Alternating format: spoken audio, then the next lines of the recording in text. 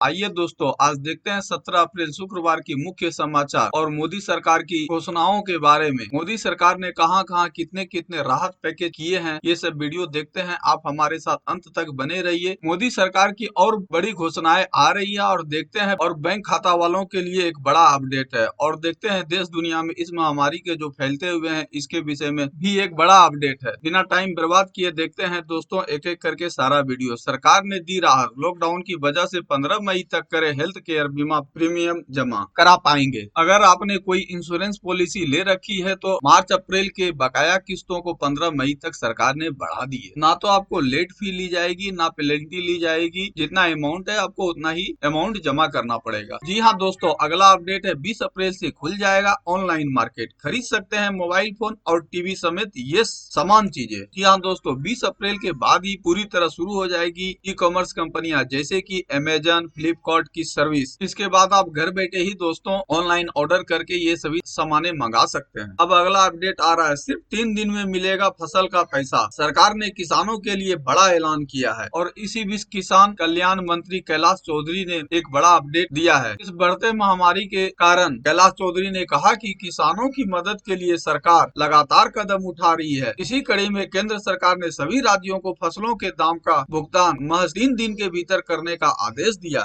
जी हाँ साथियों, केंद्रीय कृषि एवं किसान कल्याण राज्य मंत्री कैलाश चौधरी ने कहा कि किसानों की खरीदी गई फसलों के दाम का भुगतान महज 3 दिन के भीतर किया जाएगा और राज्यों से फसल खरीद की समुचित व्यवस्था करने को कहा गया है। आपको बता दें कि इसी सीजन के गेहूं, सरसों और चना की सरकारी खरीद 15 अप्रैल से शुरू हो गई है। लॉकडाउन में गेहूं की खरीद के लिए सरकार ने तमाम इंतजाम किया है। आपको बता दें दोस्तों, सरकार ने कैलाश चौधरी ने कहा कि इस महामारी के संकट की घड़ी में केंद्र सरकार किसानों के साथ खड़ी है और इनके हित के फैसले लिए गए हैं। उन्होंने कहा कि पहले जहां फसलों की खरीद के बाद किसानों को फसल के दाम भुगतान में महीने भर का विलम्ब हो जाता था, वहां अब महज 3 दिन के भीतर उनको फसलों का दाम मिलेगा। और इस संबंध में राज्य सरकार ने कहा है कि ये सरकार ने किसानों के लिए बड़ा अपडेट दिया। और देखते हैं दूसरे अपडेट के विषय में। एसबीआई ग्राहक दूसरे बैंक के एटीएम पर भी 30 जून तक फ्री में निकाल सकेंगे कैश। बैंक ने की घोषणा, सरकार ने ये एक बड़ा ऐलान किया है। अब ग्राहकों को अच्छी सुख सुविधाएं मिलेंगी। जी हाँ दोस्तों, आप किसी भी एटीएम से पैसे निकालिए, आपको अलग से चार्ज नहीं दिए जाएंगे। एसबीआई बैंक खाता धारकों के लिए एक बड़ा झटका भी है दोस्तों। अगर आपका बचत खाता है तो ये जानकारी आपके लिए है। इस महामारी के चलते देश भर में हुए लॉकडाउन के पहले बैंक के बचत खाते में मिलने वाले ब्याज में कटौती करने का ऐलान किया था। यह ऐलान बुधवार 15 अप्रैल से प्रभावी हो गया है। इस ऐलान के साथ ही अब खाता धारकों को 0.25% कम ब्याज मिलेगा। हालांकि बैंक ने अपने एटीएम कार्ड धारकों को भी बड़ी राहत दी है। जी हाँ दोस्तों, पहले बचत खाते में जो 3% ब्याज मिलते थे, अब उनको घटा के 2.75% ब्याज दर मिलेगा। बैंक ने एक बयान में कहा कि बैंकों के पास पर्याप्त नकदी होने की वजह से उसने बचत जमा ब्याज दर में 0.25% की कटौती का निर्णय किया। जी हाँ साथियों, अब अगला अपडेट में चलते हैं। लॉकडाउन में ईपीएफओ ने कंपनियों को दी है मोहलत, 15 मई तक कर सकेंगे ईपीएफ भुगतान। कंपनी मार्च का पीएफ और अपनी अन्य सामाजिक कल्याण योजनाओं में योगदान का भुगतान 15 मई तक कर सकती है। अब तक इसकी डेडलाइन 15 अप्रैल की थी, मगर उनको बढ़ा के 15 मई तक कर दी गई है। जी हाँ साथियों, अब आपको ले चलते हैं अब अगला अपडेट में। देश में चल रहे इस महामारी के चलते गैस की किल्लत हो गई है। लोग सोना बेचकर पेट भर रहे हैं, अपना गुजारा कर रहे हैं। इसी बीच साथियों, थाईलैंड के लोगों ने गैस किल्लत की समस्या से निपटने के लिए मजबूरी में सोना बेचना शुरू कर दिया है। वहाँ सोने का आभूषण बेचने वालों का तांता आ रहा है।